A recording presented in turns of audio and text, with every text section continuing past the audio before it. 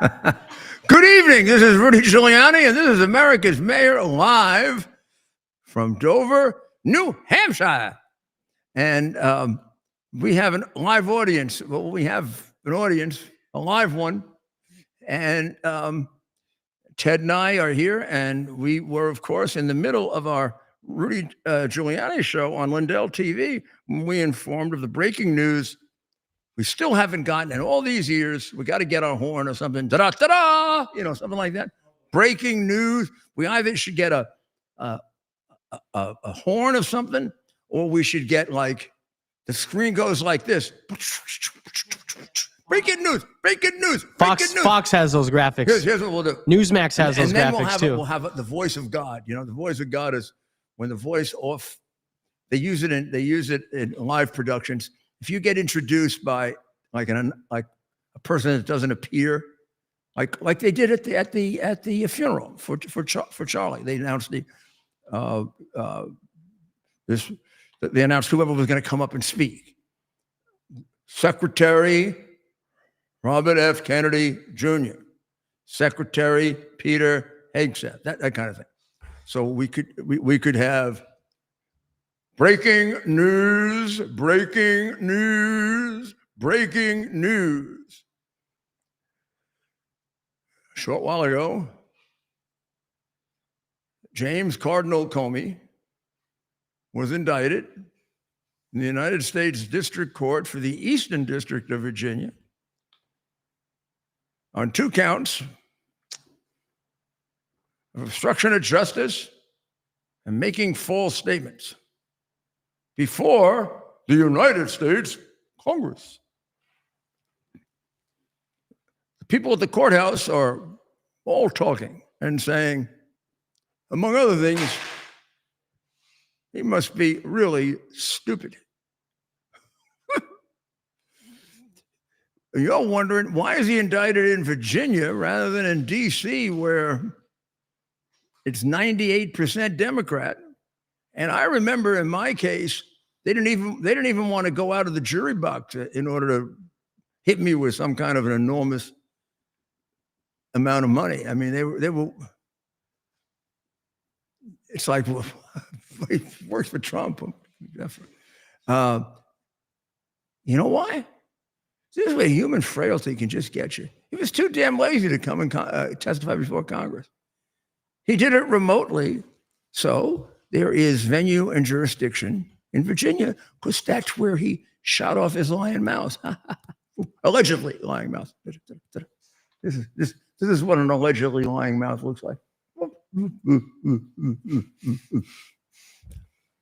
So he lied about authorizing leaking to hurt the president in his overall participation, along with a number of other people. And I think this is just the beginning of that case, which is to remove the president to remove a lawfully elected president based upon purchased, false, and fraudulent evidence. He was just one of many that was involved in that, but one of the key ones. He was head of the FBI.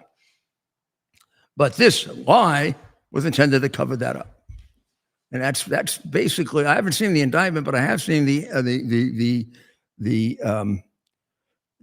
quick descriptions of it. So if there is a detail wrong or two, excuse me. I'm doing that based on what I can glean from the very brief report that we have.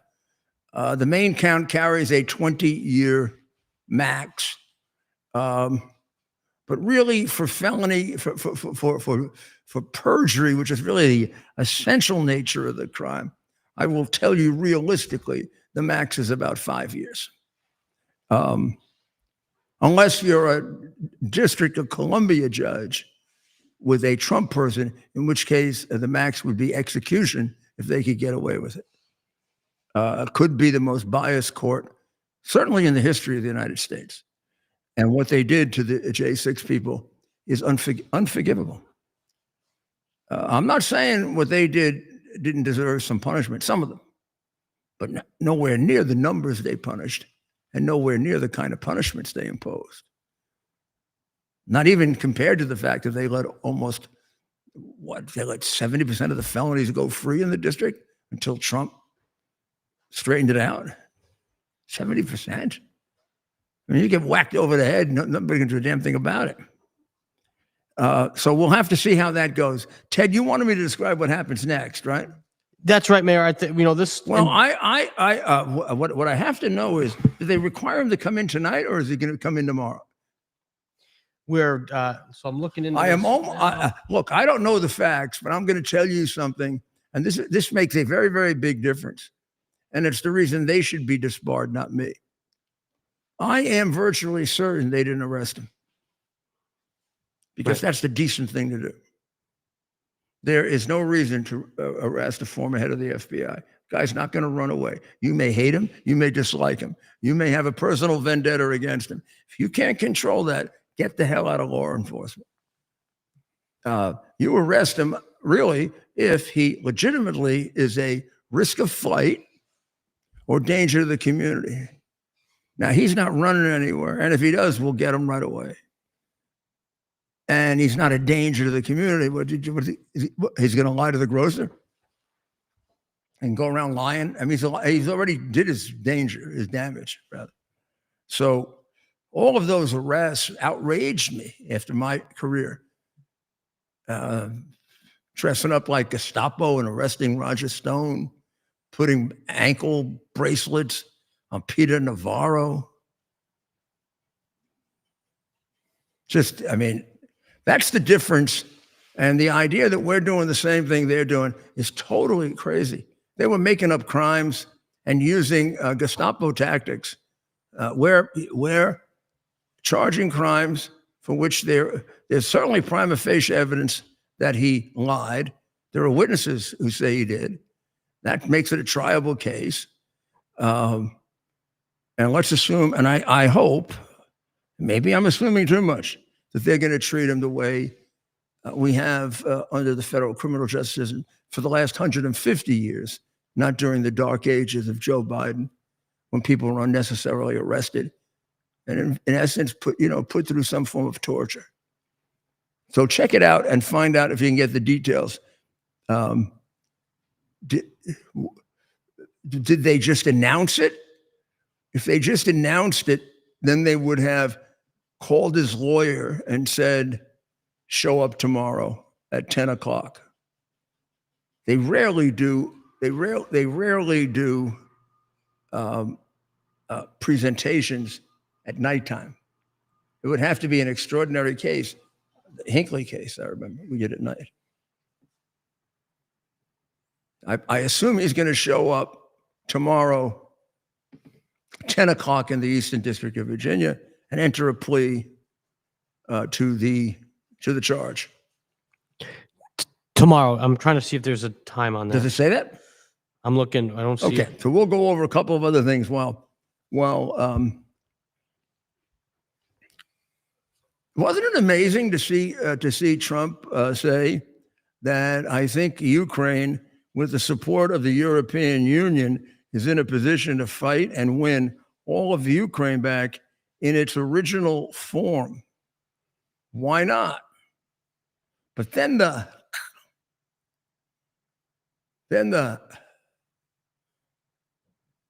it was, and also possibly get even more land, meaning take a little piece of Russia. That's Putin.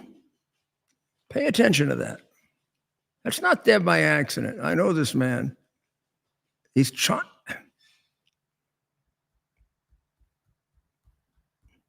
He tried to give you a way to straighten out the damage you did to yourself and your country. I mean, there's no question you did terrible damage to Ukraine, the worst kind. You killed innocent people. But in terms of geopolitical situation, you lost everybody but the communists that have to support you. I mean, you had pretty good relations with Europe that compromised us to a certain extent. They don't want anything to do with you because they see what you did to Ukraine and they say, "Oh man, that was stupid being with Putin. He did the same thing to us." I mean, you invaded an independent country. This idea that it was part of Russia, I mean, I don't know. I mean, that's questionable. But you're going to go take it now? After you have a treaty with them, that you're not going to do it? You have a treaty to defend them if they get attacked.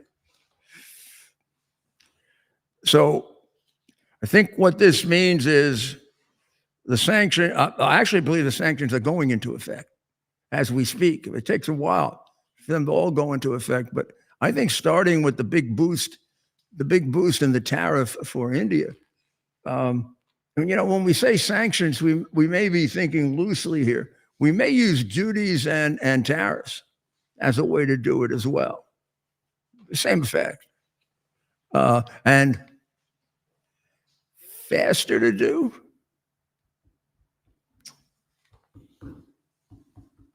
Yeah, probably faster to do and easier to collect.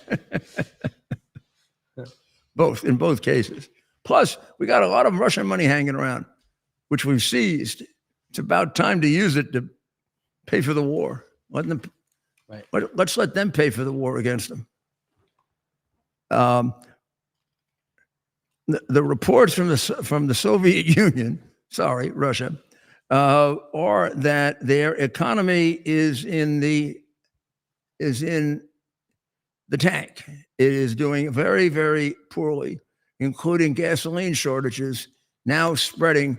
It had been in Siberia and Crimea, and now spreading to other parts of Russia. That is very good news for the Ukrainians.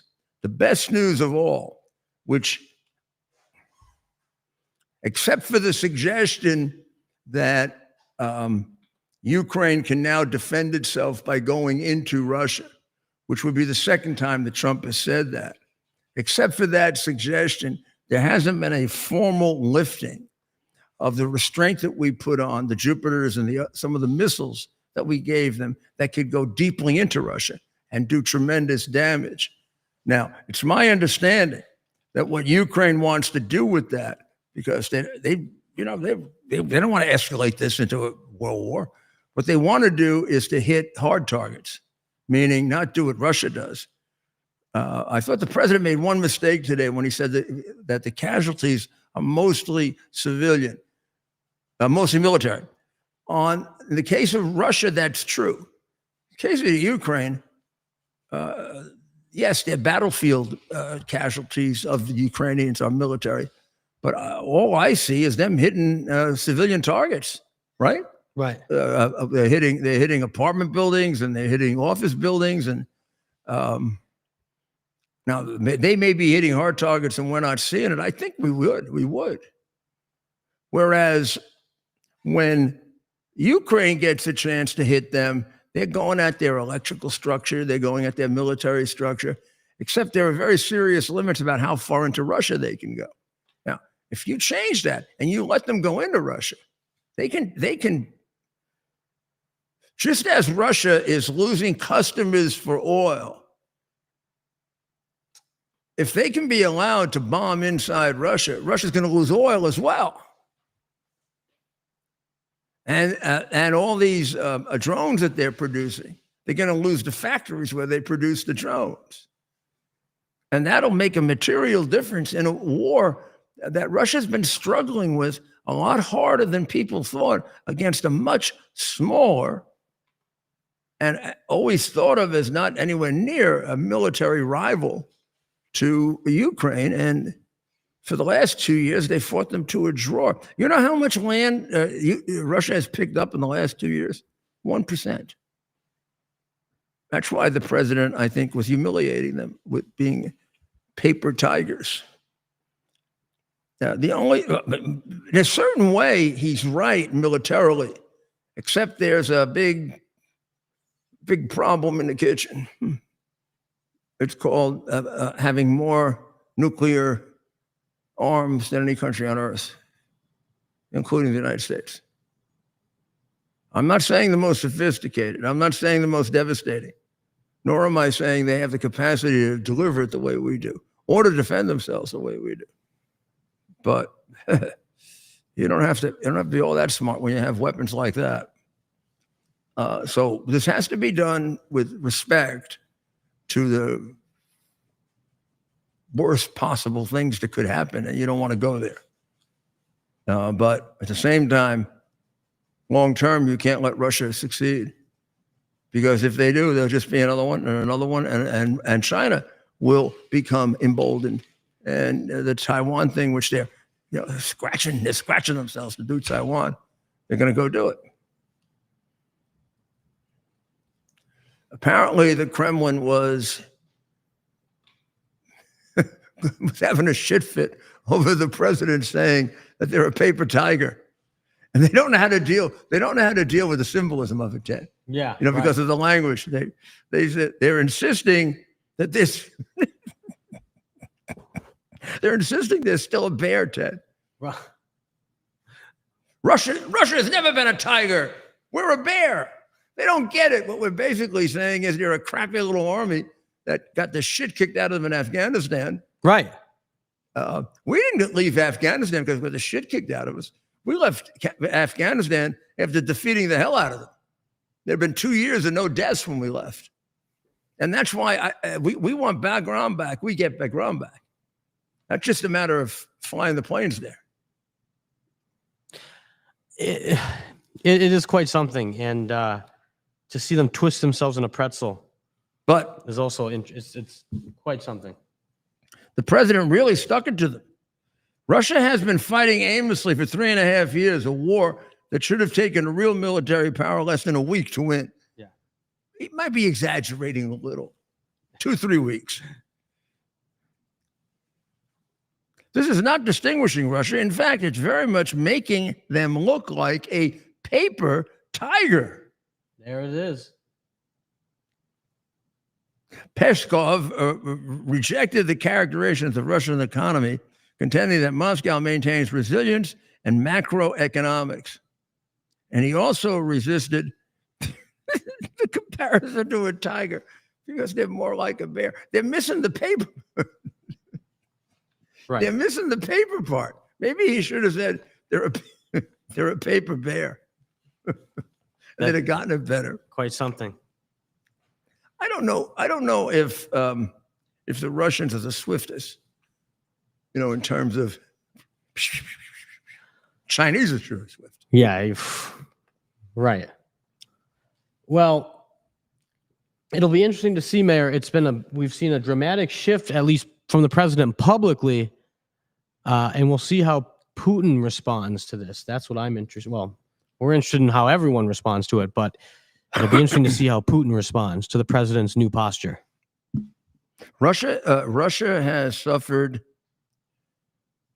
250,000 deaths and 750,000 casualties for 1 million right now. That's the wow. That's something. And Ukraine has suffered 60 to 100,000 deaths, which is substantially less. Now, that would be true in fairness, although the numbers are a little bit off here and there, of an invading country with a country that has the capability of fighting more or less some form of a guerrilla war at home. But I don't think people thought that Ukraine could do that. This has been a heroic effort.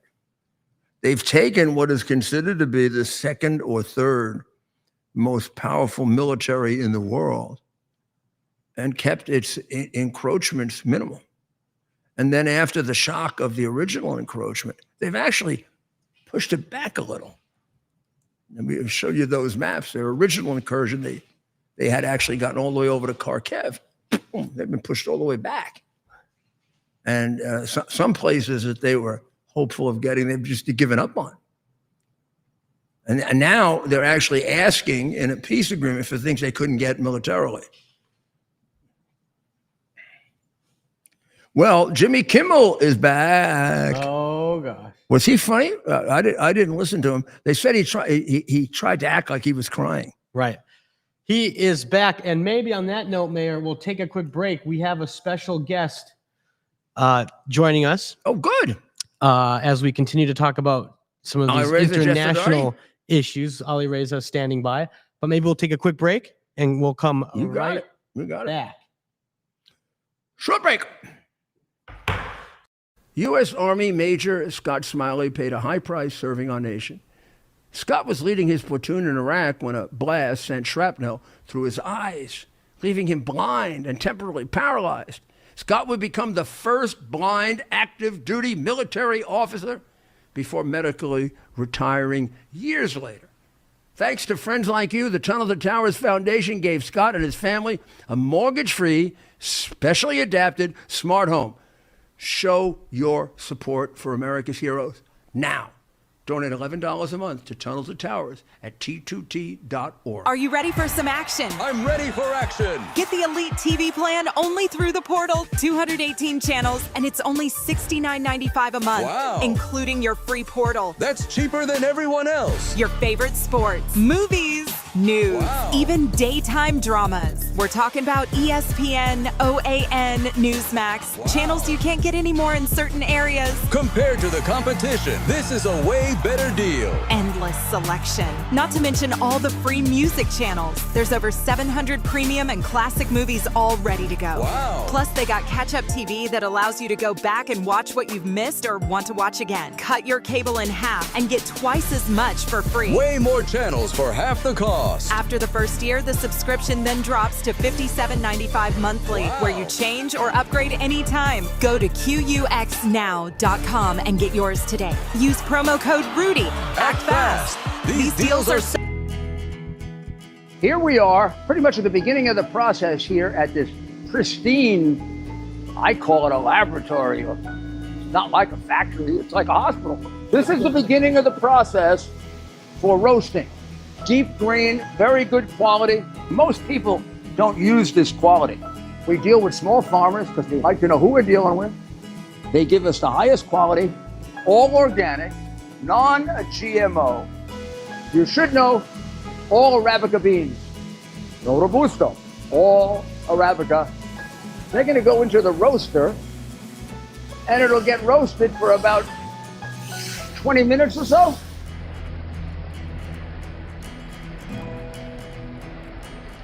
Oh my goodness, look at these.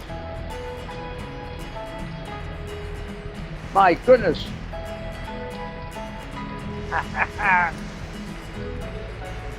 You're going to want to specially order these.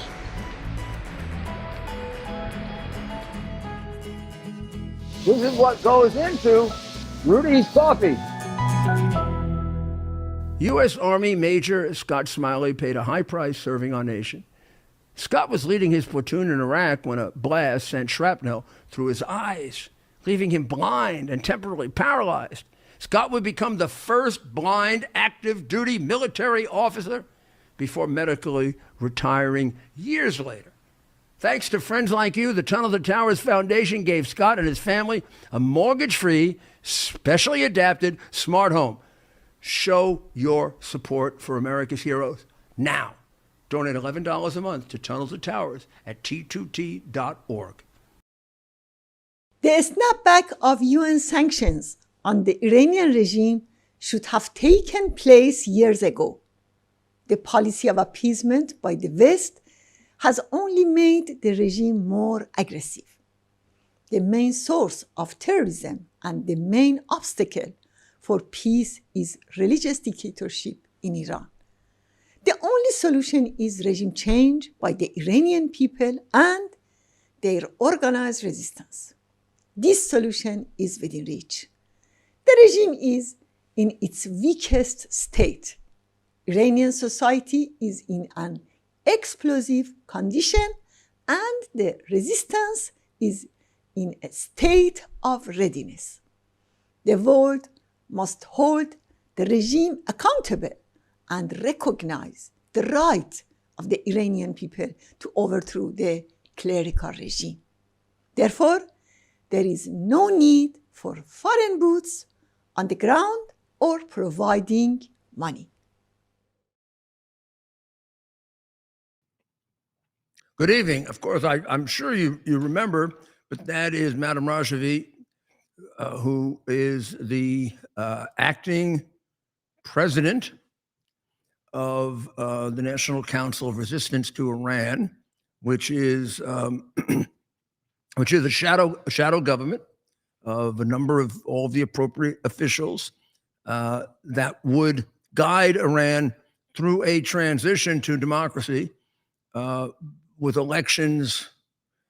We'll check with Ali Reza exactly when. I thought 6 or 8 or 9 months after the overthrow of the Ayatollah. Now there was, we've reported several times on the major demonstration that they had in Brussels. Well, on Wednesday, they had a major demonstration in Manhattan when the current president of Iran, Masoud Pezeshkian, was addressing the UN General Assembly, and they have that every year. I've spoken at it many, many times, and it was quite well attended this time, with a great deal of hope that the reign of terror is on its last legs. But let's talk to Ali Reza, our good friend, who I'm sure was there. Were you there, Ali Reza? Absolutely, Mayor. First of all, thank you so much for having me on your show. And indeed, the very first time that I saw you in person and speaking directly about Iran was at one of those rallies. I believe it was like 2009, some 16 years ago. And those rallies have continued. But as you suggested, this year was very different because it just felt different, but also the audience. Actually, there were 2 back-to-back rallies on Tuesday and Wednesday. Tuesday was the first day of the start of the UN General Assembly, and they wanted to be there to let the world leaders of 192 countries who come every year, to let them know that they need to look at Iran through the prism of the people of Iran and organized resistance, that there is an alternative to the Ayatollahs ruling Iran. This is what the real deal that they need to look at. There were thousands who had come from over 40 states with that message right in front of the United Nations, filling the whole area. And then the next day, on Wednesday, they came back. This time coincided with the speech of Pezeshkian, the regime's president, they told the world that Pezeshkian does not represent the people of Iran. He represents a repressive regime. He actually represents the supreme leader, and that everybody has come to support Mrs. Rajavi and her 10-point platform for the future of Iran, and that the values that the Iranian people and the Iran resistance represent is diametrically opposite to that of the regime and Pezeshkian. So that was so important for the world leaders and the media to understand that when we talk about Iran, there are 2 sides. One is the regime ruling that is very repressive, and the other one are the people of Iran that are represented by the resistance. So the first one was when Trump was speaking. The second one was when the prime minister was speaking. Yeah, the president of the regime. Yes, exactly. And how do you have any sense of how the prime minister's speech went over in Iran? Oh, I mean, this guy is a clown. I mean, he spoke at the time that just hours before, the supreme leader of, which is the real authority when it comes to the regime, Comey, had already spoken and made his positions very clear. Comey had responded to President Trump's statements and other world leaders' statements. He had responded to also the snapback of the sanctions, basically saying, we're going to continue with our nuclear weapons program. He said that we're not going to back down. Yes, you can see some of the scenes of the rally. Actually, they were this one you see is the first day of the rally, and you can see the waving flags, the inspiration among the especially the younger people. Thousands of them were there, and they wouldn't stop all throughout 2.5 hours of the rally. Actually, they started even earlier. Not even a single moment they stopped waving the flags and chanting and shouting. But clearly, Khamenei had made it very clear that he's not going to back down from uranium enrichment. He's not going to back down from his nuclear program. He's not going to back down from the missile programs, sponsoring terrorism, supporting their proxies. So I think in a way, it was a clear indication of the absolute weakness of this regime, that they have no capability, they have no room to maneuver, they cannot back down. So that was, I think, an important sign.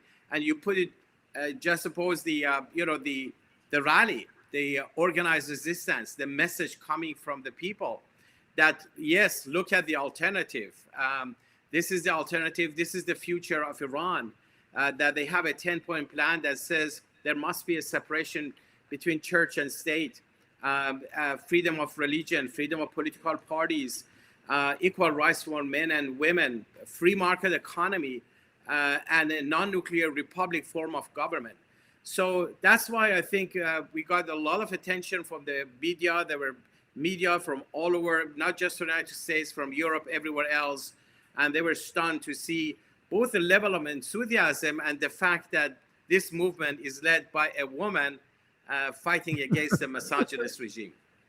Well, that must really set their minds spinning around with a woman running it. Of course, their fear and their hatred of the MEK and the related organizations is tremendous.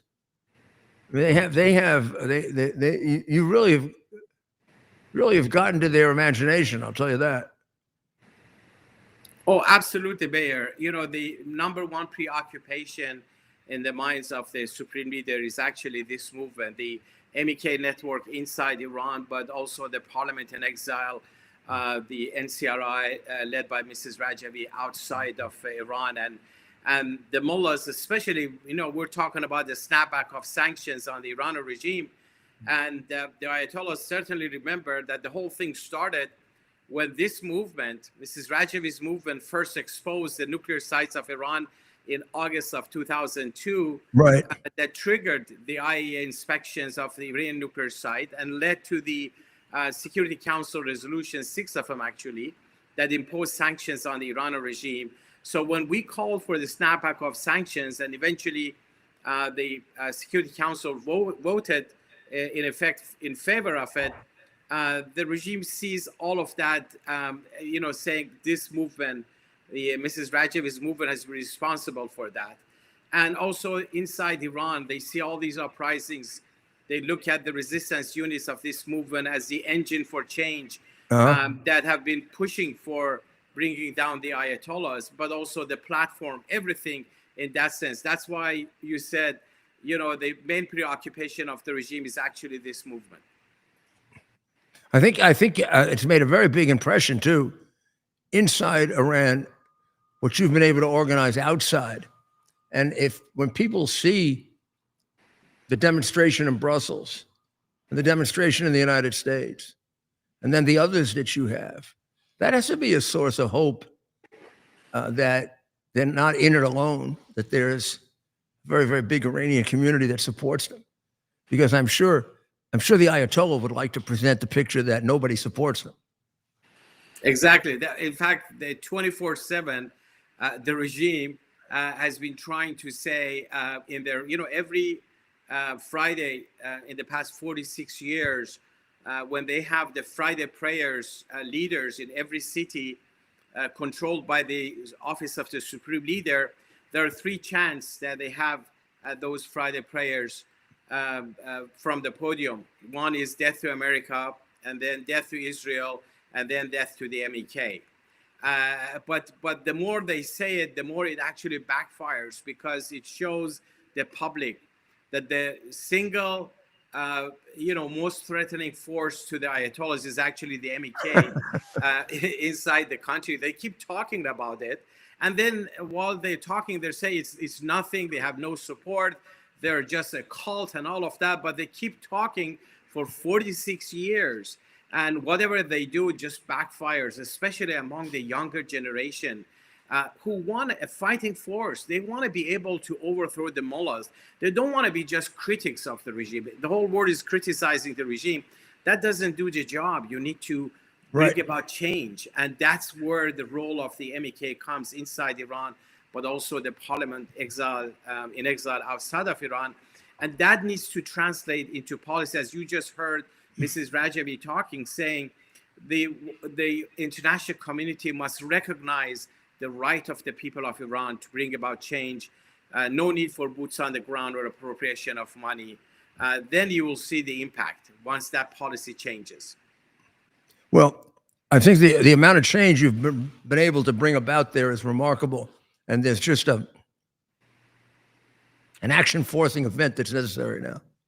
Something that pushes it over the top. I think all the ingredients are there, and we'll continue to show people that. Because a lot of people outside of it would just naturally say to themselves, "Oh, it's we're with the Ukrainian people, but it's going to be too hard."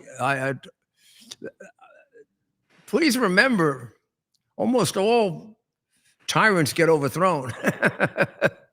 Exactly. They all get overthrown. This isn't when. It is a question of when, not if. Exactly. And it does have a lot of the elements. What you see there has a lot of the elements of a regime ready to go. Absolutely, Mayor. I remember the Shah displayed a lot of force. He had an army that he was boasting about. He had all these fighter jets training the support of international community. He became so arrogant that he dissolved all the political parties who were allegiant to him anyways. But he said, okay, there's only one single party. That's my party. You are either a member of that party or you leave the country or go to jail. He put intellectuals in jail. The notorious Evin prison was built under the Shah, thinking that, okay, he's invincible. And within a year, the whole thing went down because the people of Iran will not take any form of dictatorship, whether it's monarchical or theocracy. Those dictators, as invincible as they may look, but when the time comes, they will go down very quickly. Well, that's very, very good. So what do you see coming up in Iran in the next couple of days? Well, I think the next couple of days, as you mentioned, are important because September 27th is the day that the snapback of the sanctions is actually going to go. Well, that looks like it's going to happen. If there's no way to stop it unless there is another resolution that would say delay it or stop it or anything like that. And that resolution needs to have both the vote, but also no veto. And it doesn't seem it's going to happen because even if there is a resolution, I know Russia and China have introduced that resolution, and they said they want to put it into vote tomorrow, Friday. But the whole purpose of that is to delay it for 6 months. Well, what do you want to do in that 6 months? There is no indication whatsoever, even when you brought all that pressure on the regime, that they're saying we're not going to back down. So you're going to give them another 6 months to just drag under the circumstances and further solidify their position. Delaying justice is actually, is not really, you're not applying justice. So this is the time to do it. There shouldn't be, I don't expect any changes because even today, just hours ago, the Europeans were talking to the Iranian regime, trying to convince them to take certain steps in terms of, abandoning their nuclear program. And they all came back and said, there's no hope whatsoever. So I think the next 2 days are important because once the sanctions come back, they're huge. These are sanctions that deal with the, arms sales, Yeah, they deal with arms sales. They deal with their missile program, their drone program, their nuclear program. You know, the prior U.S. Security Council resolution said all enrichment-related activities need to be stopped, meaning they can't enrich, they can't build centrifuges, they cannot do any research and development related to enrichment. That's very important. But also there were asset freeze, there were bans, travel bans, visa bans. There were a number of senior officials of the regime who were all sanctioned. All of those were lifted in 2015, but that all is going to come back. And every member state of the United Nations is required to abide by those sanctions.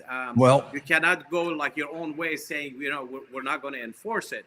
Of course, the regime will try to go around it, but I think, legally speaking, this is huge.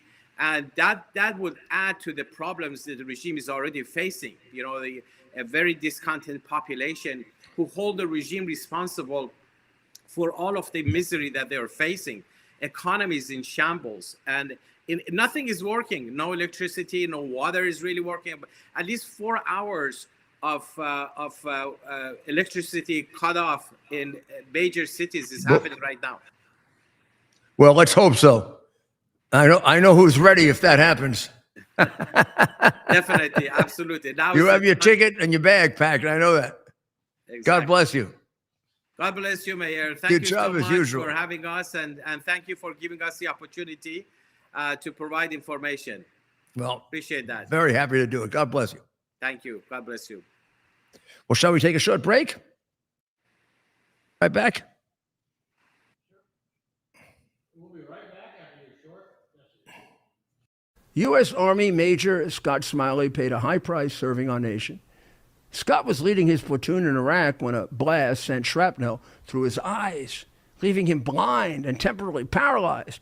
Scott would become the first blind active duty military officer before medically retiring years later. Thanks to friends like you, the Tunnel to Towers Foundation gave Scott and his family a mortgage-free, specially adapted smart home. Show your support for America's heroes now. Donate $11 a month to Tunnel to Towers at T2T.org. Are you ready for some action? I'm ready for action. Get the Elite TV plan only through the portal, 218 channels, and it's only $69.95 a month, Wow. including your free portal. That's cheaper than everyone else. Your favorite sports, movies, news, Wow. even daytime dramas. We're talking about ESPN, OAN, Newsmax, Wow. channels you can't get anymore in certain areas. Compared to the competition, this is a way better deal. Endless selection. Not to mention all the free music channels. There's over 700 premium and classic movies all ready to go. Wow. Plus, they got catch-up TV that allows you to go back and watch what you've missed or want to watch again. Cut your cable in half and get twice as much for free. Way more channels for half the cost. After the first year, the subscription then drops to $57.95 monthly, Wow. where you change or upgrade anytime. Go to QUXNow.com and get yours today. Use promo code RUDY. Act fast. These deals are selling out.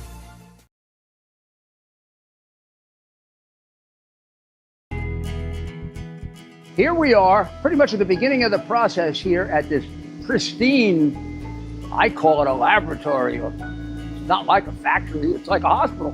This is the beginning of the process for roasting. Deep grain, very good quality. Most people don't use this quality. We deal with small farmers because they like to know who we're dealing with. They give us the highest quality, all organic, non-GMO. You should know all Arabica beans, no Robusto, all Arabica. They're going to go into the roaster, and it'll get roasted for about 20 minutes or so.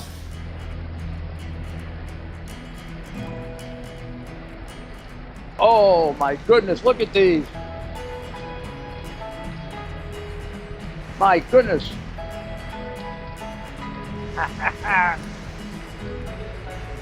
You're going to want to specially order these.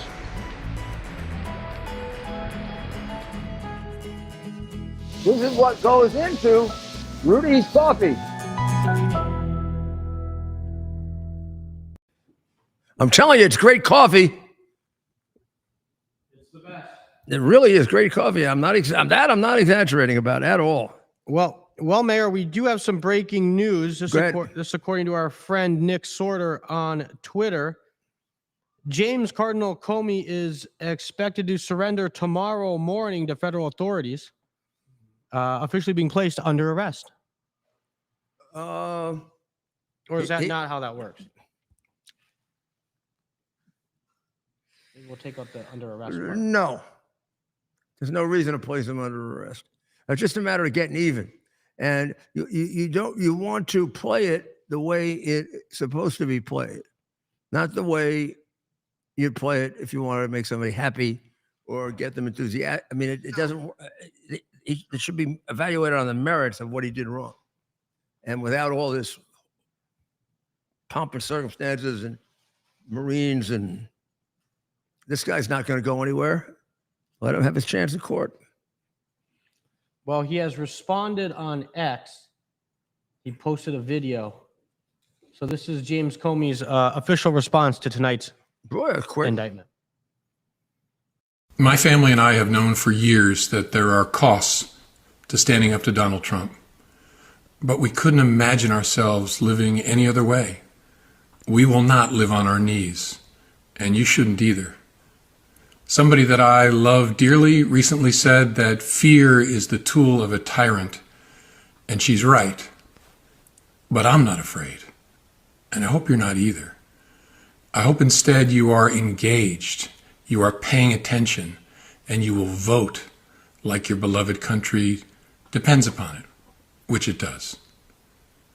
My heart is broken for the Department of Justice, but I have great confidence in the federal judicial system, and I'm innocent. So let's have a trial. He says, keep the faith at the end. I cut that part off. He seems very emotional for a guy that's always very cool. The evidence, you never know, but the evidence looks strong. I would say the evidence looks strong. We'll see. We'll see. So when they say he's going to surrender to federal authorities, that just means on his own accord, all right? Yeah, but he doesn't arrest him. So then, yeah. Yes, it's of his own accord, but they can arrest him at any time they want. So he's kind of letting them know that he's just going to. Yeah, they're. I don't think they had any intention of arresting him, but if they did, they might just then wait until tomorrow. They can always put a surveillance on somebody's house, right?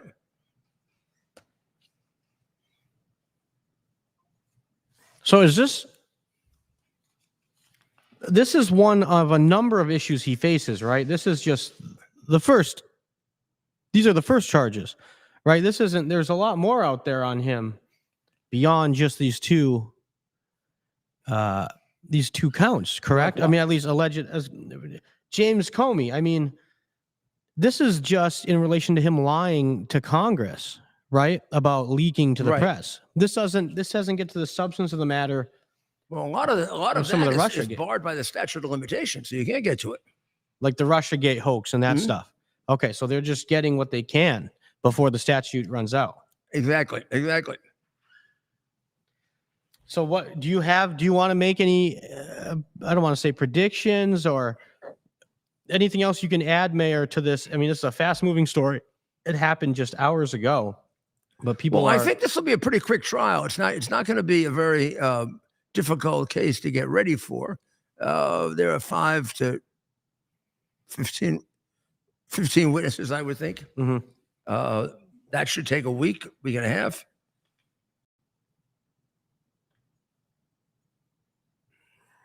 I would think that I think there's a better chance of convicting him than his getting acquitted. I think there's enough evidence that he lied. The question is, sometimes you get in these cases what's known as jury nullification. The jury doesn't think it's important enough. Right. You know, okay, he lied to a grand jury. We got more important things to deal with. Right. We'll have to see. We'll have to see how it plays out. Let's see what he says at the end here. The federal judicial system, I'm innocent. So let's have a trial. No, there are. I mean, there are going to be many proceedings between now and the time they have a trial, if they ever get to a trial. And that's plenty of time for them to work out a deal or something like that. But they're gonna need that to protect him. And let's hope he's a gentleman and he acts that way in prison and doesn't get any extra time put on him, which is what could happen if he did something silly in prison. I think having gotten over the charge now, he'll just be a little more like normal. For him, things will become normal. He'll be able to prepare. He'll be able to prepare for a defense, and the government will be able to prepare for a prosecution. The only risk in this is they've narrowed it so much, they've made it a little bit smaller than what you would usually get to see. Okay. Everything is a little bit down a little, but they're moving very quickly. You think about some of these other cases; they wait a week or two. Mm-hmm. So he's going to enter his indictment plea tomorrow. Imagine you want a real surprise. Suppose he pleaded guilty. Imagine that! Wow. Well, he's going to plead not guilty, and he's going to ask for a trial by jury, I'm sure, and then they'll go through the discovery process, and we'll find out what the case is about. So there's still a long way to go. The president yesterday made it pretty clear that the UN is a useless organization, not worth anything anymore. I don't know that any American president has been as honest with them as he has. And I think that is a very good thing to have occasionally because it brings you back to life and reality.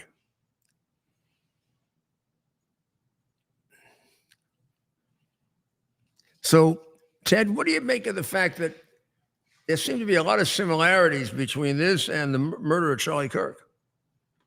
Yep. And the FBI even pointed out that the similarities, Mayor, and that this individual had searched on his computer or phone device Charlie Kirk shot video and some other indications that show he may have, I don't want to say that he was inspired by it, but he had taken steps where this could have been a copycat. Yeah, Like I mean, it kind of gets messed up by him doing it himself with the police watching him. But the police were watching him, and he was able to evade the police. Right. It's bizarre. And it wasn't necessary for him to go any further. Yeah. Because he's going to turn himself in. Yeah. Well, it's just bizarre. They're saying nobody else involved. And this is, are we talking Dallas or we're talking Dallas? Yeah. That's right. At this point, as you pointed out too, they like to use this lone gunman. Honestly, actually both. Nobody else involved. Even the other one. And the two Trump, what's happening, nobody else involved. Isn't that something, Mayor? And you had yes. It's again, it's a hell of a coincidence. And let's see, we have this chart. I don't know if we printed it out. We'll try to. I'm gonna bring this chart up. It's gonna take a second, Mayor. But it's very one-sided. What we're seeing in terms of these protests, or sorry, this violence. This violence is one-sided, and we have some. I'm going to bring up the screenshot here that just shows, and this is something we took this from Benny Johnson, our friend. But how do you argue with something like this, right? We're going to put it up on the screen here. Argue with what? The following chart that just demonstrates where the violence is coming from. And can you put it up? Yep, we put it up. This is, we got to take off the chyrons here. The 21,765, what does that represent?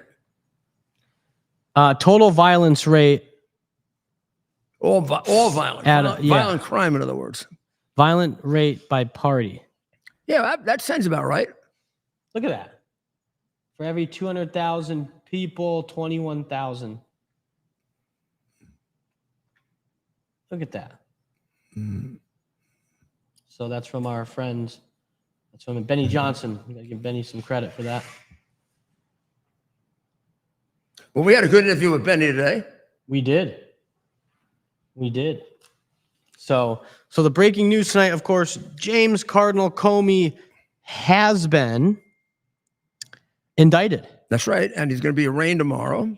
Then it'll go forward on what appears to be a fairly quick trial. We'll see if that works. If it is in fact shorter, then it's turned out to be at other times. So the newspapers today are speculating if Trump is making a new start with regard to Putin.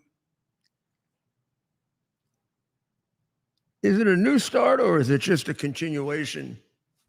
I mean, he has said he would take it only for so long. Now it's so long.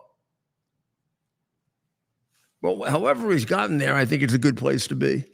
Right. And better for us, better for Ukraine. Yeah, that's where we left off before talking to Ali Reza. The president has made a dramatic shift.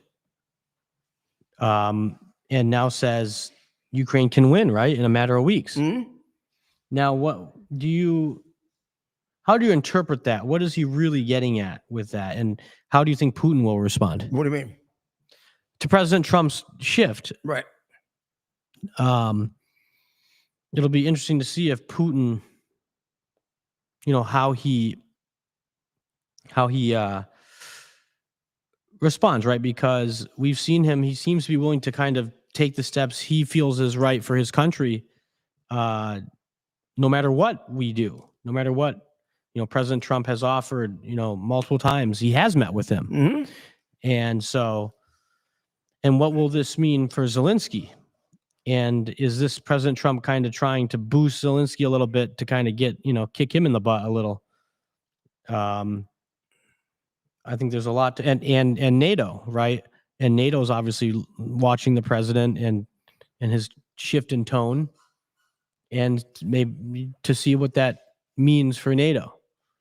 So I guess it's just something we'll have to continue to watch here, to kind of see how things progress. Well, I think the president has made a pretty good case that the UN is useless. I hope we follow up on that and take out all the money we can and let them just do what the hell they want, which is not particularly constructive. I thought it was very, very meaningful that that the UN and Europe and places like that are still very much tied into climate change and wasting an awful lot of their money on climate change. I think the pressure that Trump is putting on them to build a representative army will of necessity take away from that. Right. Because its population is small, and its population of fighting age men and women is small. So they have to be thinking a little bit in advance than just plopping yourself right in. Right. We got to get the mayor of Kyiv, your friend, back on. Mayor Klitschko. Mayor Klitschko of Kyiv. Yes. We got to get him. We had him on not too long ago, and he checked in after our little accident. So we'll see if we can't get him back on to see what the latest is over there in Kyiv. But he has great judgment, I'll tell you that. Right. So what else is going on in the world, Mayor? Well, let's see. Let's make sure we got everything. Tune into Newsmax at 9:30 tonight. So if you're watching us live, if you watch this, a lot of people watch this on tape. But if you're watching us live, we will be on with Greg Kelly in a half hour. And that'll be live on Newsmax. Well, we've got the president has put up a beautiful, beautiful painting of his predecessor which I thought was just so gracious, and having it in relaxing clothes. So he's got portraits of all the presidents that were put up. You get to the portrait of Here it is. the first idiot. Let's see what you see.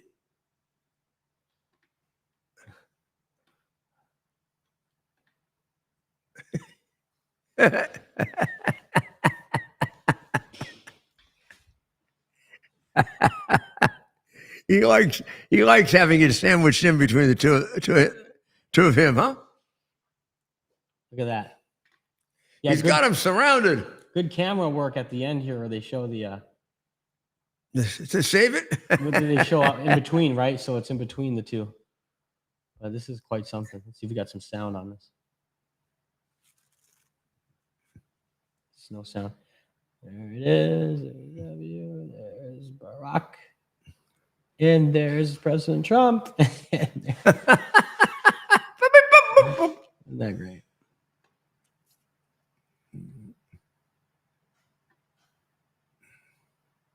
That's something. Love that. That is beautiful. That is quite something. That is quite beautiful. And the reality is that the world is so complicated, you have to find ways to simplify it. So that's why it's really important to be able to analyze and come up with your own notions of what's true and what isn't and why, and probably going to help you more than anything else. And always, always, always, always keep your head straight in an objective framework. So, well, this is some more breaking news we have, Mayor. A gentleman by the name of Troy Edwards Jr. says to our friend Miss Halligan, who's now the acting U.S. Attorney for the Eastern District of Virginia, "Dear Miss Halligan, to uphold my oath to the Constitution and country, I hereby resign as an Assistant United States Attorney for the Eastern District of Virginia in the Department of Justice, effective immediately." So there. So who is he? Now Troy Edwards doesn't say it in this letter. He happens to be the son-in-law to Mr. James Comey. So the son-in-law to James Comey is letting us know that he is now resigning effective immediately. So is it son-in-law is taking a leave? He's just resigning. The daughter has resigned, right? Yeah, she was in New York. Yeah. So they were both working in DOJ. So his son and his daughter. But now he is out at the Eastern District of Virginia. Isn't that interesting? Aren't those the two most high-profile districts? Southern District of New York, Eastern District of Virginia? No, it's not. I would say it's the Southern District of New York, the District of Pennsylvania, Miami for sure, DC, Los Angeles for sure, DC because it overlaps federal and state. Now the rest of them, it depends a lot on who the U.S. Attorney is. Okay, and what's going on? The right people, and they tend to shift a little because people shift. Right, but it's a worthwhile job if done by still somewhat. Right. I'd say somewhat fresh out of law school and a little younger and taking a look at things for the first time. Right. Or less able to be made cynical because they've been at it for so long. Right. So we'll have to see. The trial starts in about 2 weeks. I think they said that. And it's wow. So they're moving on this. And it's going to last. It's going to last, about that time, about 6 weeks. Okay. Well, we'll be following this closely, of course, and too bad we can't get in the operating room. Right. Yeah. Well, it's very sad when you see someone indicted like that, someone you like and care about. So we're going to take a break until tomorrow. Right. And tomorrow we'll be on at 7 on Lindell TV, and we'll be on at 8 here, right here, and we'll catch you up on what you need to know. And just real quick, who are we sad about getting indicted tonight? Probably. You mentioned we're sad about somebody getting indicted? No. Yeah. No. Yeah. Okay. I think maybe I was being sarcastic. Being sarcastic. Being sarcastic, right? Yeah. I was like, I missed that. But at the same time, we don't go around celebrating or gloating, right? Like you said, Mayor, this is another somber moment. No, I It mean, just it has shows to be how- determined by a jury, not me. So let's Right, just give it to them. right, That's what their job, evaluate it and decide. right. So tune into Newsmax in just a few minutes. We'll be on with Greg Kelly. Oh, good. For those that are watching live, if you're watching us on tape, chances are we're not about to go on Greg Kelly. But I'm sure you can find the tape of it. So we'll be on with Greg Kelly at the bottom of the hour. So head over to Newsmax, and we'll see everyone tomorrow night, 7 p.m. We'll be back at 7 on Lindell and at 8 on X. And if you want to catch us in about a half hour or so on Newsmax. well, and also you'll be able to see us on Greg's in about 20 minutes, less than that. 20 minutes. 20 minutes. So we will sign off for tonight. Well, thank you very, very much for listening to us. I ask you to pray for us, for the people of Ukraine, the people of India, all over the world. Of course, the people from Israel, people of the United States, and our president. He really is a remarkable president, but he's going to need incredible strength, which he has. But praying to him and praying for him is a very appropriate thing to do. So you all have a wonderful evening. Go to Newsmax. Yeah, I said Dr. Maria, but she's not on tonight. Not on tonight, so we can go over to Newsmax and watch the mayor with Greg Kelly. So go over to Newsmax. And we'll be there shortly. We certainly will. God bless America. It's our purpose to bring to bear the principle of common sense and rational discussion to the issues of our day. America was created at a time of great turmoil, tremendous disagreements, anger, hatred. There was a book written in 1776 that guided much of the discipline of thinking that brought to us the discovery of our freedoms, of our God-given freedoms. It was Thomas Paine's Common Sense, written in 1776, one of the first American bestsellers, in which Thomas Paine explained, by rational principles, the reason why these small colonies felt the necessity to separate from the Kingdom of Great Britain and the King of England. He explained their inherent desire for liberty, for freedom, freedom of religion, freedom of speech, the ability to select the people who govern them. And he explained it in ways that were understandable to all the people, not just the elite. Because the desire for freedom is universal. The desire for freedom adheres in the human mind, and it is part of the human soul. This is exactly the time we should consult our history. Look at what we've done in the past and see if we can't use it to help us now. We understand that our founders created the greatest country in the history of the world, the greatest democracy, the freest country, a country that has taken more people out of poverty than any country ever. All of us are so fortunate to be Americans.